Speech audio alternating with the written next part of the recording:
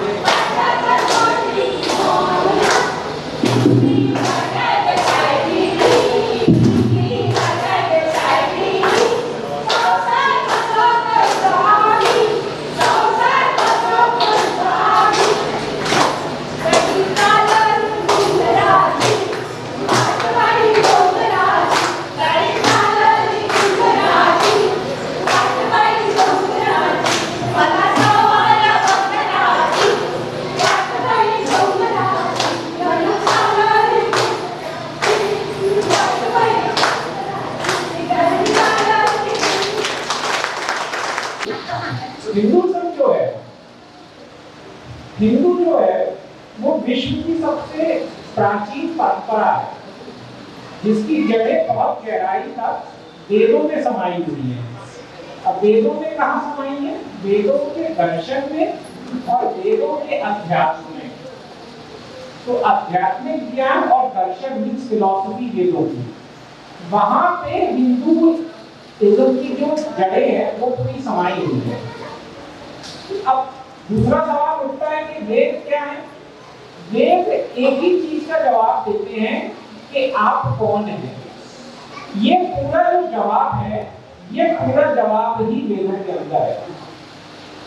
तो वेद कहते हैं कि मनुष्य है जो, वो एक आत्मा है और शरीर उसको प्रकट करने का एक माध्यम है। शरीर भी कुछ ही समय के लिए प्रकट होता है। हम जीवित होते हैं, जवान होते हैं, बूढ़े होते हैं, मर जाते हैं, नॉर्मली ऐसा हो, साधारण है। तो शरीर भी एक लिमिटेड टाइम के लिए है। तो कहते हैं अगर शरीर का उपयोग यही है कि वो आत्म साक्षात्कार कर ले, या अपन कहें कि वो मोक्ष प्राप्त कर ले, कुछ लोग इसे मोक्ष भी कह देते हैं। तो शरीर का एक बहुत लिमिटेड टाइम के लिए उपयोग है। आत्मा तो सभी को पता है, परमात्मा का स्वरूप है। तो अब इसको प्राप्त कैसे करें? अगला फिर सवाल ये उठता है सिंपल लैंग्वेज में। तो इसको प्राप्त करने के 4 स्तंभ बता दिए उनने। वेद व्यास जी ने बताया कि इसके 4 स्तंभ हैं: धर्म, अर्थ, काम और मोक्ष। अब अगर किसी मतलब शरीर का जो एंड गेम है या शरीर की जो आखिरी की स्थिति है वो मोक्ष प्राप्त करना ही है। अब कोई अगर कहे कि भाई मोक्ष प्राप्त करना है तो अर्थ और काम का क्या? तो मोक्ष क्या अर्थ और काम का दुश्मन है क्या? तो मोक्ष अर्थ और काम का दुश्मन नहीं है। मोक्ष अर्थ और काम की दिशा निर्धारित कर देता है कि आपको किस तरह से अर्थ कमाना है और किस तरह से कामनाओं को संतुष्ट करना है। ये सिर्फ उनका मार्ग निर्देशित करता है, इतना ही है। तो अगर अर्थ और काम मोक्ष के हिसाब से ऑपरेट होते हैं या मोक्ष के हिसाब से चलते हैं तो कामनाएं भी पवित्र हो जाती हैं और अर्थ भी नैतिक बन जाता है। हमारे जीवन में नैतिक मूल्य स्थापित हो जाते हैं। अब तीसरा सवाल ये है कि इसके लिए हम लोग करें क्या अपने नॉर्मल जीवन में? हम लोग तो हिमालय पे तो जा नहीं सकते, तो नॉर्मल जीवन में क्या करें कि अपना काम करते करते ही मोक्ष प्राप्त करते हैं। साधन कुछ ऐसा होना चाहिए। तो इसके लिए हमारे जीवन में बड़े धार्मिक अनुष्ठान बताए गए हैं और इन धार्मिक अनुष्ठानों का बड़ा सूक्ष्म एक मतलब है, बड़ा सटल मीनिंग है धार्मिक अनुष्ठानों का। तो जो भी धार्मिक अनुष्ठान है वो हमें शारीरिक आसक्ति से आत्मा की तरफ ले जाते हैं और हमारे मन के जो विकार हैं, मन के विकारों को ये खत्म करते हैं। तो अपन इसको थोड़ा सा डिस्कस करते हैं इस अनुष्ठान को आज। तो एक अनुष्ठान है कि जैसे हम लोग महाशिवरात्रि बड़े जोर शोर से मनाते हैं। सब लोग मनाते हैं कि नहीं? महाशिवरात्रि सब लोग मनाते हैं। तो महाशिवरात्रि में हम लोग क्या करते हैं कि भगवान शिव को उस दिन व्रत रखते हैं और उनकी पूजा अर्चना करते हैं। आज थोड़ा इसी को डिस्कस करते हैं। तो भगवान शिव के लिए हम लोग जो व्रत रखते हैं इसका क्या मतलब है? तो महाशिवरात्रि एक खास दिन पे होती है। फागुन मास की कृष्ण पक्ष की चतुर्दशी को ये हमेशा पड़ती है महाशिवरात्रि। तो ये जो समय है ये एक विशेष योग है इसका। इसमें सूर्य और चंद्र का एक विशेष योग होता है इस दिन पे। इसीलिए ये दिन सिलेक्ट किया गया महाशिवरात्रि के लिए। तो इस दिन पे सूर्य क्या होता है? दिन निकलता है तो रात का नाश होता है, अंधेरे का भी नहीं होता है, राइट? तो सूर्य ज्ञान का स्रोत है। तो ज्ञान से अंधेरा क्या है? अज्ञान का नाश हो जाता है। और चंद्रमा रात का देवता है। तो चंद्रमा में चांदनी रात में क्या होता है? चांदनी रात में भी जो रात का अंधेरा है उसका नाश हो जाता है। तो भगवान ये दिखाना चाहते हैं कि हम भगवान से ये प्रार्थना करते हैं व्रत रख के, तो व्रत रख के हमारा ये दृढ़ संकल्प है कि हम ज्ञान से सांसारिक मोह के अज्ञान का सांसारिक मोह के अज्ञान या अंधेरे का पूरी तरह से नाश करें। तो हमारा दृढ़ संकल्प ही वो व्रत है जिसके जरिए हम शिव भगवान से प्रार्थना करते हैं। अब दूसरा ये भी है कि उस दिन तो हम लोग शिव भगवान के चित्र भी देखते हैं बहुत सारे। तो शिव भगवान तो नॉर्मल तो है नहीं, नॉर्मल है बिल्कुल, हमको बिल्कुल है नॉर्मल दिखते हैं फोटो में हमको। तो इनकी फोटो का क्या मतलब है शिव भगवान के लिए? तो उनकी जटाओं से तो हम देखते हैं गंगा जी निकल रही है, सही बात है कि नहीं है? तो जटाओं से गंगा निकलने का क्या मतलब है कि शिव गंगा जो है वो ज्ञान और भक्ति की धारा है जो धीरे धीरे बहती है। तो ज्ञान और भक्ति क्या होता है, इसलिए हम उसे अपने हृदय में धारण करें कि जिससे हमारा चित्त भी पवित्र हो जाए। इसीलिए इसका नाम गंगा दिया गया है। गंगा मतलब धीमी और गा मतलब गति, धीमी गति से बहने वाली पवित्र धारा, वही गंगा है। अब शिव जी के नेत्रों पे आते हैं। तो शिव जी के नेत्र क्या है? दो नेत्र है, एक योग का नेत्र है, एक भक्ति का नेत्र है। लेकिन कुछ लोग कहते हैं भाई उनका तीसरा नेत्र भी है, तो तीसरा नेत्र खोलते हैं तो सब भस्म हो जाता है।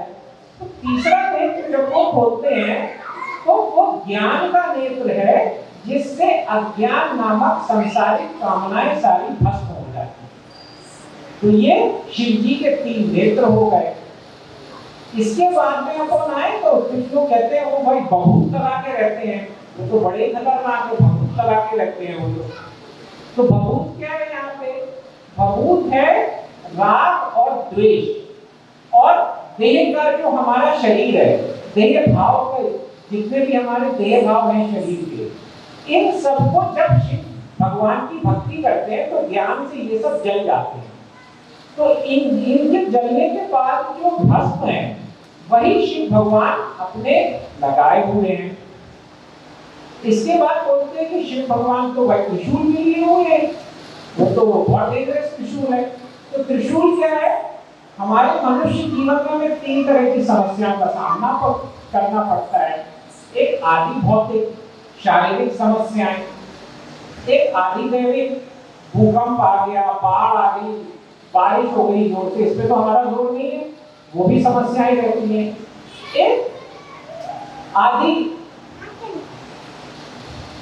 एक होती है आदि मानसिक समस्या, आदि भौतिक, आदि दैविक, और एक मानसिक समस्या जब हमें मानसिक टेंशन होती है। तो शिव भगवान के ये जो मनुष्य जीवन के 3 शूल हैं, इन तीनों शूलों का नाश उनका त्रिशूल करता है, 3 शूलों का जो नाश करता है। इसके बाद वो क्या करते हैं? गले में सांप लपेटे हुए हैं।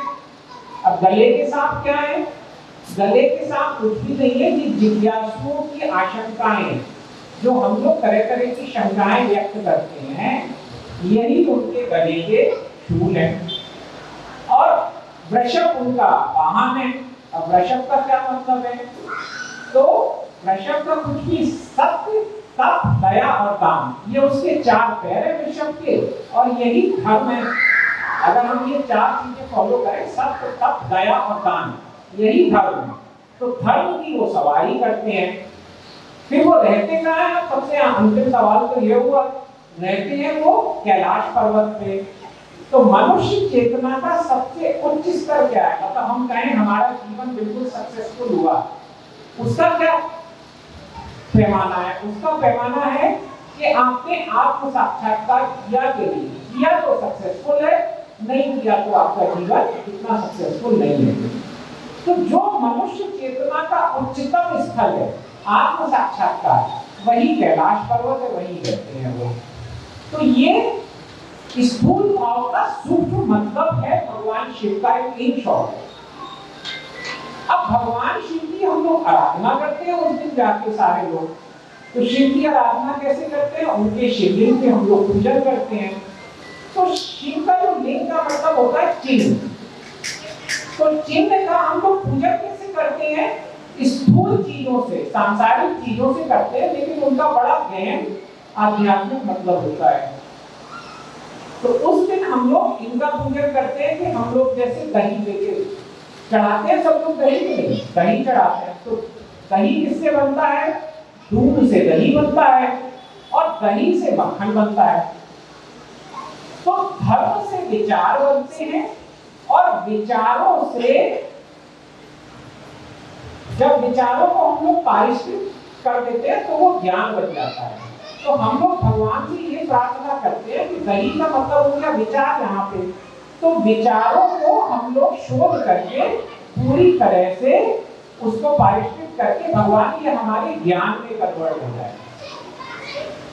दूसरा, हम लोग मधु भी चढ़ाते हैं, हनी भी यहाँ पे यूज करते हैं उस दिन भगवान को। तो मधु का मतलब क्या है? अब मनुष्य जीवन का मधु है आध्यात्मिक ज्ञान।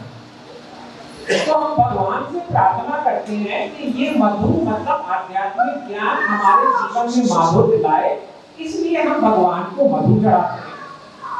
फिर हम लोग दूध भी चढ़ाते हैं उनको वहां पे, दूध और दही दोनों को। दूध का मतलब क्या है? अब धर्म को भगवान का वक्ष कहा गया है, उनका जो चेस्ट है वो धर्मी है। तो एक बच्चे का पोषण माता के दूध से ही होता है। तो जैसे माता के दूध से बच्चे का पोषण होता है, ऐसे ही धर्म के ज्ञान से चरित्र का निर्माण होता है। तो हम लोग यही भगवान से प्रार्थना करते हैं कि भगवान हमारा भी चरित्र का निर्माण करे। फिर हम लोग बेलपत्र भी चढ़ाते हैं। तो बेलपत्र का क्या मतलब है? तो बेलपत्र का मतलब है कि एक बेलपत्र 3 पार्ट में डिवाइड होता है, 3 दलों में डिवाइड होता है। अगर बेलपत्र को देखें हम, तो 3 दल क्या है? ये 3 दल हैं हमारे तीनों गुण, सांसारिक गुण। अब गीता रामायण के हिसाब से इस संसार के 3 ही गुण है जो आपस में क्रिया प्रतिक्रिया कर रहे हैं, सतोगुण, रजोगुण, तमोगुण। तो हम कहते हैं कि हमारे सारे कर्म भगवान शिव को ही करते हैं। तो ये बेलपत्र हो गया। फिर होता है धतूरा, धतूरा भी चढ़ाते हैं उनमें। अब धतूरे का क्या मतलब है? धतूरा होता है जहर। तो भगवान को हमें जहर चढ़ाना चाहिए, एक तरफ मधु चढ़ा रहे हैं, एक तरफ जहर चढ़ा रहे हैं। तो धतूरे का मतलब है अहंकार। तो हमारा अहंकार, भगवान अपना हमारे अहंकार को कहाँ रखते हैं? अपने गले में। विष पीते, विष से उनका गला नीला रहता है पूरा।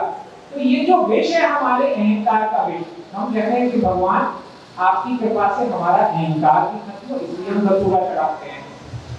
इसके बाद और क्या चढ़ाते हैं? आप लोग और कुछ करते हैं? फिर आप चंदन चढ़ाते हैं। फिर आप लोग अक्षत भी चढ़ाते हैं, चावल। चंदन का क्या मतलब है? कि हमारे मन को शीतल रखे, हमें ज्यादा उद्विग्नता ना हो हमारे जीवन में, शांत रहें। और अक्षत का क्या मतलब है? चावल का। चावल का मतलब है कि जैसे धान से चावल निकलता है, तो जैसे धान से चावल निकलता है, ऐसे ही कर्मों से कर्म फल निकलते हैं। तो हम अपने कर्म फलों को भगवान शिव के चरणों में चढ़ाते हैं कि भगवान हमारे फल की आशीष को अर्पित। तो इन सब चीजों को चढ़ाने से धीरे धीरे क्या होता है? एक बड़ी इंपॉर्टेंट चीज है जो बड़ी कंट्रोवर्शियल भी है, भांग चढ़ाना। ये भी चढ़ाई जाती है। तो भांग का क्या मतलब है? इस बारे में काफी समाज में ज्ञान नहीं है, इसको गलत वे में लिया जाता है। तो भांग का क्या मतलब है? तो जैसे जो भांग चढ़ाते हैं, भांग साधारणतया देखा जाए तो मादक पदार्थ है, लेकिन अगर इसका शोधन कर लें, जैसे यहाँ कई मेडिकल फ्रेटर्निटी के लोग हैं, अगर इसका हम लोग रिफाइन कर लें तो ये मेडिसिन बन जाती है। तो जैसे भांग शोधन करके मेडिसिन बन जाती है, ऐसे ही हम भगवान से प्रार्थना करते हैं कि भगवान हम इसका अपने हृदय का अगर भगवत भाव से शोधन करें तो हमारी कामना और क्रोध खत्म हो जाएगा, और फिर जो बल बचेगा वो भगवान का ही बल बन जाता है। गीता के 7वें अध्याय के 11वां श्लोक है ये कि काम और क्रोध रहित बल मेरा ही बल। तो हम भगवान को ये चढ़ा के बोलते हैं कि भगवान काम और क्रोध भगवत में आपकी भक्ति से खत्म हो जाए, जिससे पूरी तरह से मेरा शरीर का जो बल है और आत्मा का जो बल है वो आप ही का बल हो गया है। पट्टन अध्यात्म कुछ नहीं सिखाते हैं, फिर हम लोग उनको मॉडर्न बनाते हैं। हम खुद रील और ये सब बाकी आदि चीज़ों में व्यस्त हो जाते हैं। बच्चे लोग क्या कर रहे हैं, कहाँ कर रहे हैं, ये सब का हमें कुछ पता नहीं है। और अचानक से हमको एक न्यूज़ मिलती है कि कोई हमारी बहू बेटी किसी के साथ भाग जाती है और उसका धर्म परिवर्तन हो जाता है। ये बात भी हमको सुनने के बाद हमको आश्चर्य होता है। हम ये धकेल रहे ये सब के लिए। अब ये सब हमको ये करना पड़ेगा, तो इसमें हमको स्व का बोध होना बहुत ज़रूरी है। स्व का बोध क्या है, मतलब क्या है कि हम कौन है, हमारी संस्कृति क्या है, हमारी सभ्यता क्या है, हमारा धर्म क्या है, हमारी फिलोसॉफी क्या है। इसके बारे में अगर हमको नहीं पता होगा तो हम फिर से गुलाम बन जाएंगे। और जियोपॉलिटिक्स में दो होता है, एक होता है स्व का बोध और एक होता है शत्रु बोध। चाणक्य नीति में भी ये आता है कि स्व का बोध, हम कौन है, हम क्या है, हमको क्या करना चाहिए। शत्रु का बोध, हमारा शत्रु कौन है और हमारा शत्रु किस तरीके से हमके ऊपर आक्रमण कर सकता है, इसके बारे में विचार हमको करना चाहिए। दूसरा एक चूरन हमको खिलाया जाता है, चूरन के सर्व धर्म समभाव, ऑल रिलीजन्स आर सेम। अब ये रिलीजियस कन्वर्जन स्टेजेस में होता है, 3 स्टेज है। पहला स्टेज में किसी भी समाज को अपने इतिहास मत पढ़ाओ, उनके इतिहास मत पढ़ाओ, उनका जो ट्रेडिशनल नॉलेज है, स्पिरिचुअल नॉलेज है वो मत सिखाओ, उनको लिबरल बनाओ, उनको वो बनाओ। और थर्ड स्टेज है कन्वर्जन करो, ठीक है। तो ये करने के लिए जब यहाँ अंग्रेजों ने मॉडर्न एजुकेशन सिस्टम लाया तो उन्होंने हमको चूरन क्या दिलाया, all religions are same. But all religions same नहीं है, बहुत बड़ा डिफरेंस है।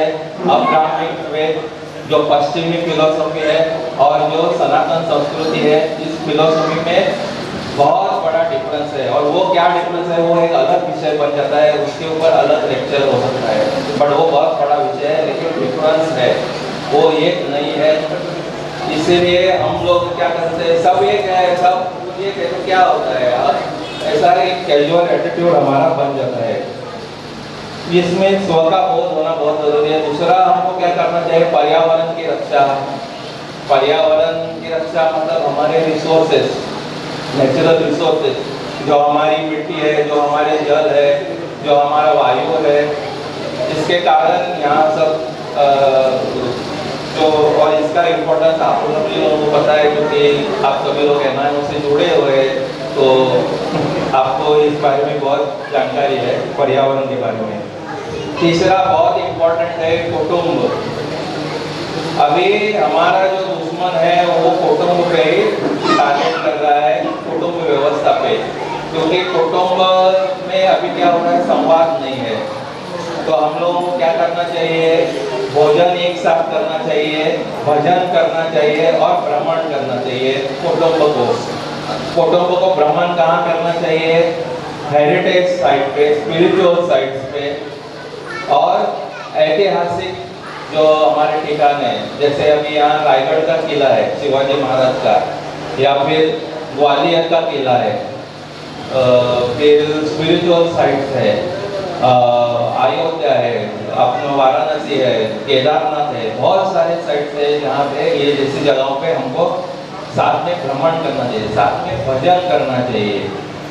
तो कलयुग में ऐसा बोला गया है कि नाम का स्मरण, नाम मतलब भगवान के नाम का स्मरण और भजन से उद्धार, कर्म की कमी हो जाती है, पापों का नाश होता है और आध्यात्मिक उन्नति ज़्यादा होती है, ऐसा कहा जाता है।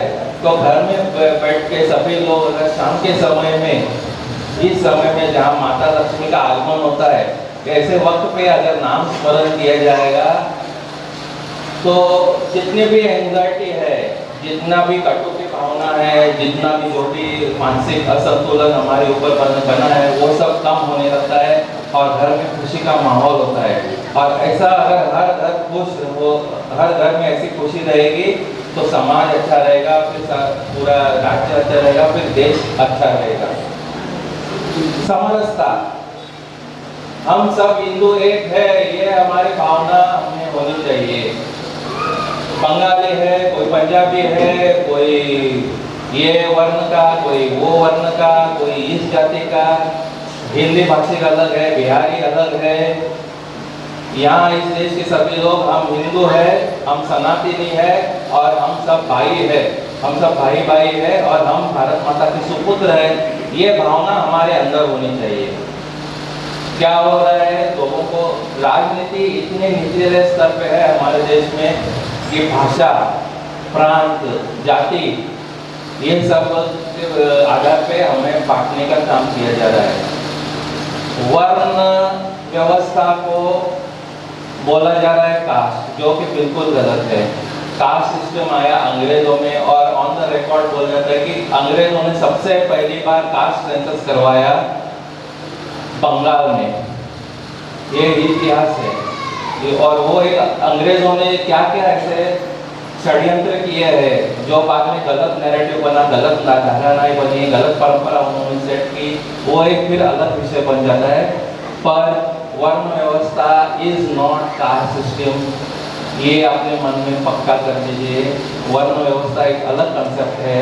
कास्ट सिस्टम एक जो नहीं था कभी, वो बनाया गया है। तो ऐसा कुछ भी नहीं है, सारा हिंदू एक है और भाषा प्रांत के आधार पे हमको डिवाइड नहीं होना चाहिए। हम सब लोगों को एकजुट रहेंगे तो हम, हमारा जो नेशनल ऑब्जेक्टिव है इस भारत को अच्छा बनाने का, समृद्ध और शक्तिशाली बनाने का, वो पूरा होगा। दूसरा है डिसिप्लिन और नागरिक शिष्टाचार। हमारे देश में क्या है, इतना बड़ा जन समुदाय है तो डिसिप्लिन की बहुत ज़रूरी है, अनुशासन की बहुत ज़रूरी है। कोई भी आता है कचरा कहीं पे भी उठा के फेंक देता है, गाड़ी कहीं पे भी लगा देता है, नियमों का पालन नहीं होता है। कानून बना के अगर समाज फॉलो नहीं करेगा तो फायदा क्या है? कानून कागज पे रहेंगे। तो हमको सिविल डिसिप्लिन जो एक सामाजिक जीवन में हम लोग जाते हैं, जैसे ट्रैफिक रूल्स का फॉलो करना है, ये सब हमको सिविल डिसिप्लिन फॉलो करेंगे तभी हमारा समाज और देश अच्छा रहेगा। तो स्व का बोध, पर्यावरण, कुटुंब, समाज व्यवस्था और नागरिक शिष्टाचार, ये पंच परिवर्तन के जो मुद्दे हैं, ये पंच परिवर्तन के मुद्दे जो है, ये राष्ट्रीय स्वयंसेवक संघ इन विषयों को लेके समाज के पास जा रहा है। क्योंकि अगर हमको समाज जैसा हम समाज बनाना चाहते हैं, एक आदर्श समाज बनाना चाहते हैं, अगर हम लोगों को वो सब नेशनल ऑब्जेक्टिव पूरा करना है तो ये सारा समाज में हमको बदलाव लाना पड़ेगा। और समाज बदलेगा कैसे? जब घर में कुटुंब बदलेगा, जब हम अपने आप में बदलाव लाएंगे, हमारी विचारधारा बदलेंगे, तब ये सारा नतीजे आएंगे। तो हम सब लोग मिलके अगले कुछ सालों में हमको बहुत कुछ राष्ट्र के रूप में बहुत कुछ अभी हमको प्राप्त करने का है। तो हमें ये देखना है कि हमको सामाजिक कार्यकर्ताओं को बहुत ज़रूरी है। बाकी चीज़ों से समय निकाल के हमको समाज के भी सोचना है, देश के बारे में भी सोचना है, धर्म के बारे में भी सोचना है, अध्यात्म के बारे में सोचना है। और इसके लिए हमें निजी जीवन में हम सभी लोगों को समय निकालना होगा। हम सब लोग पढ़े लिखे हैं तो हम किस क्षेत्र में योगदान कर सकते हैं, हम क्या योगदान कर सकते हैं, इस पर भी हमको सोचना पड़ेगा।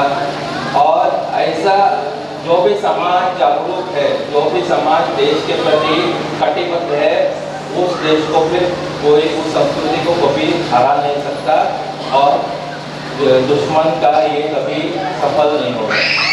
तो आज इस मौके पे मुझे आपने बोलने का मौका दिया, इसके लिए मैं जो आयोजक है उनको मैं धन्यवाद कहता हूँ। और जो आपने बहुत पूरे पेशेंस के में जैसे सामान्य व्यक्ति से आप लोगों ने इतना ध्यानपूर्वक सुना, इसके लिए मैं आप लोगों का बहुत धन्यवाद।